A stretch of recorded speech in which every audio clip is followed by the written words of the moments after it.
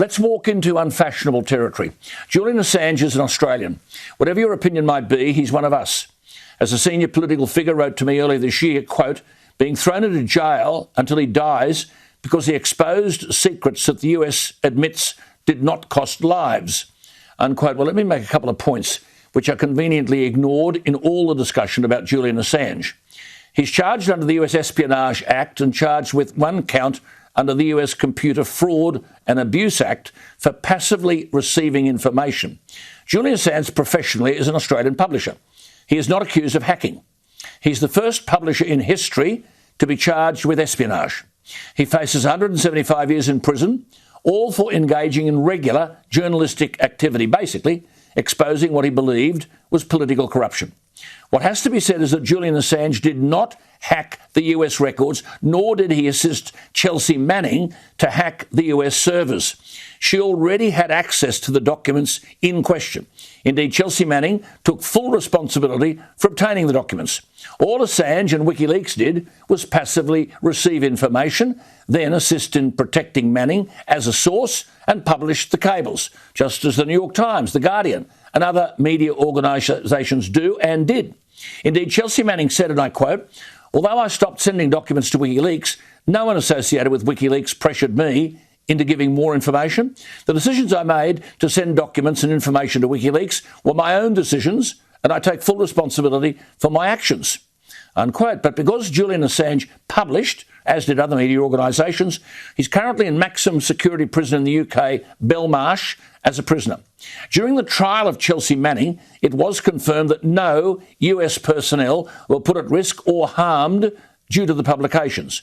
But what has happened is the publisher, Assange, has been charged under the Espionage Act for exposing information that was embarrassing to the United States government, and such charges against Assange pose serious threats to the First Amendment of the US Constitution, which guarantees freedoms concerning religion, expression, assembly and the right to petition. It clearly guarantees freedom of expression by prohibiting Congress from restricting the press or restricting the rights of individuals to speak freely. This has been going on for over 10 years now. Understandably, respected psychiatrists have identified Assange as a person at high risk of suicide. On one occasion on his way to court, he was handcuffed 11 times, strip searched twice, and his case notes were confiscated by prison authorities. Julian Assange grew up in Australia and in 2006 set up WikiLeaks in order to provide a platform for the publication of undisclosed material that involved misconduct and corruption in government. In the 17 years since WikiLeaks was created, the media organisation has disclosed more than 10 million documents revealing corruption and widespread abuse of power. In 2010 and 2011, WikiLeaks published material provided by Chelsea Manning, who was born Bradley Manning, a former United States Army soldier, who was convicted in 2013 of violations of the Espionage Act after leaking material to the publisher WikiLeaks. She was imprisoned from 2010 to 2017, but then her sentence was commuted, pardoned by President Obama.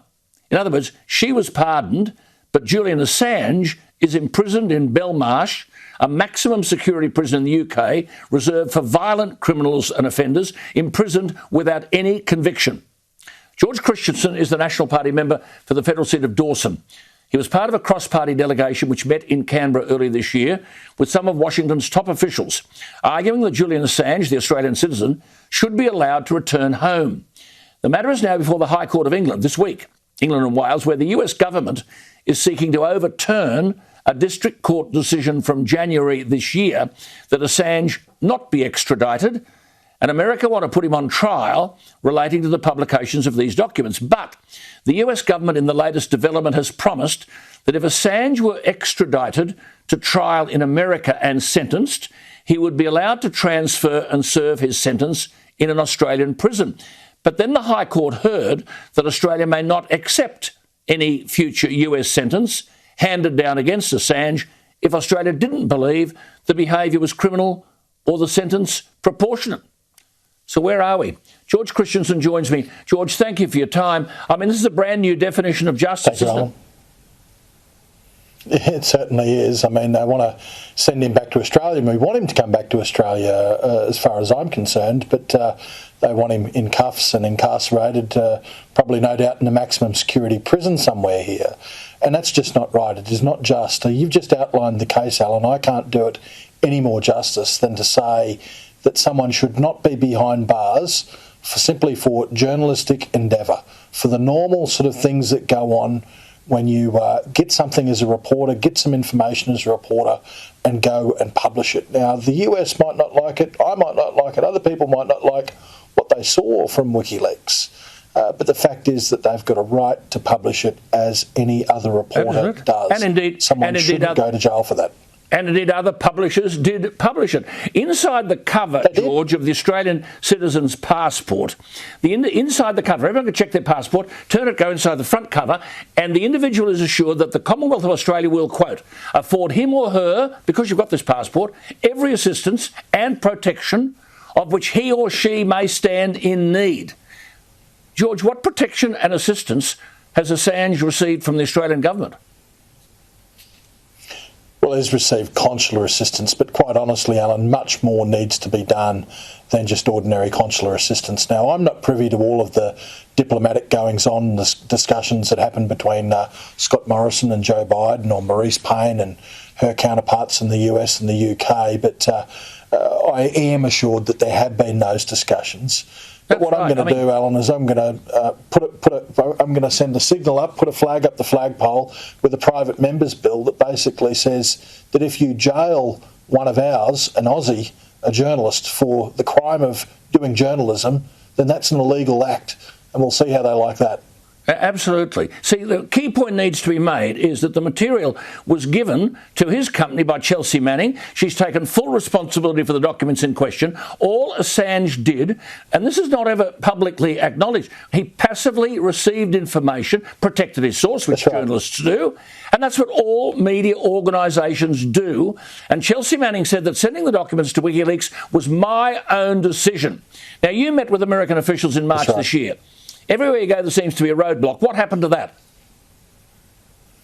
Oh, look, they're very mum. They listened intently and they told us that they would take it away and take it back to the White House. But the White House has done nothing but appeal the decision which was in the UK courts, as you said, to not extradite him. So the Biden administration is obviously completely and utterly wedded to this decision to get Assange. And that's not something new. We know that Joe Biden called him when he was a vice president for Obama. He called Assange a high-tech terrorist. Hillary Clinton hated his guts. She wanted to drone him. So he's got no friends in the Democrats, sadly. No, because he was exposing, the Democrats were being exposed. The development this week, in the last couple of days, George, is that the High Court in London were given the assurance that any future US sentence handed down against Assange could be served in Australia, but then Australia, the court was told, may not accept him if they didn't believe the behaviour was criminal or the sentence proportionate.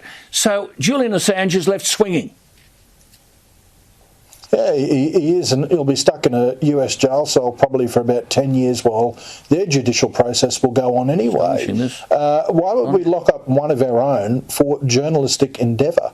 It does not make sense. So I think the US just needs to drop these charges. I mean, I love the USA, big supporter of the Australia-USA alliance, but this is wrong. Yeah, I mean, Chelsea Manning's had her sentence commuted. She's been pardoned, and WikiLeaks, the publisher, Assange, is facing 175 years of imprisonment. I just say to our viewers, he's been held in a maximum security prison jail in Britain, which is a jail for violent criminals.